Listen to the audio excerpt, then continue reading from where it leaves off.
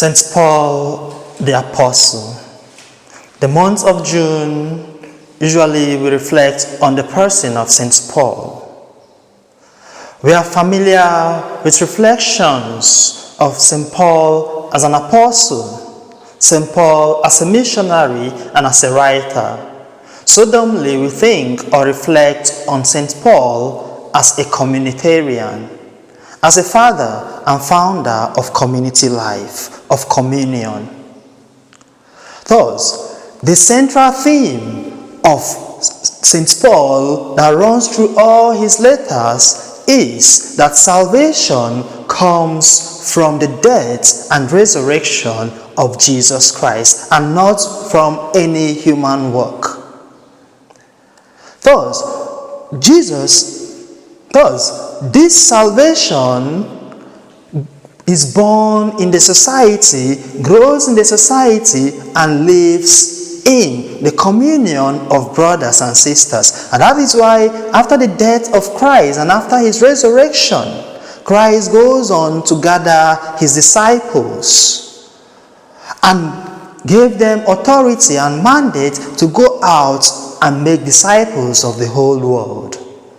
St. Paul, taking this mission upon himself, goes out, gathers people, forms societies, forms communion and communities, and gave them Christ, gave them this grace that he speaks of in the death and resurrection of Christ. My dear friends, in a culture that has been termed a liquidized modernity, a culture that feeds us with material things, publicizes material things as if they are the bedrock of human existence, thereby undermining the importance of communion, the importance of togetherness, the importance of relationship, the importance of community life. Living in a culture that tends to destroy the fundamental principles of life, such as the family life and community life. It becomes important for us to once again reflect on the person of St. Paul as a communitarian.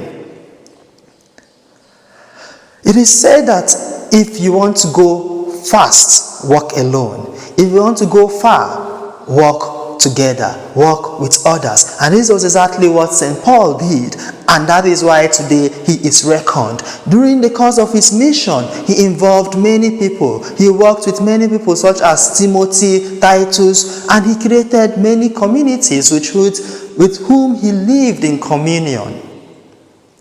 Thus, in his first letter to the Corinthians, chapter 12, tells us that though we have many, the body is made up of many parts, but forms a unique whole towards aliving or realizing our human person.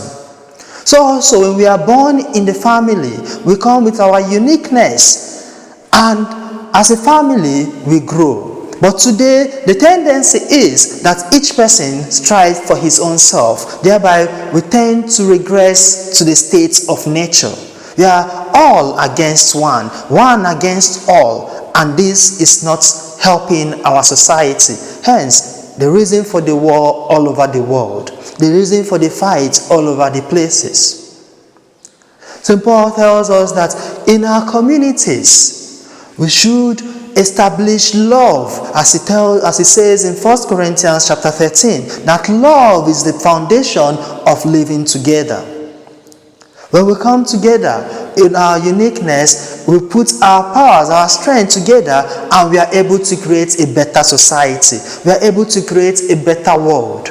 So my dear brothers and sisters, let us today reflect on the person of St. Paul. He is famous today because he lived and realized his mission in the community, influencing many communities. We too, let us immerse ourselves together and work with others towards making our world a better place. And in this communion, we give back ourselves to the communion of the Trinity, from which every communion flows.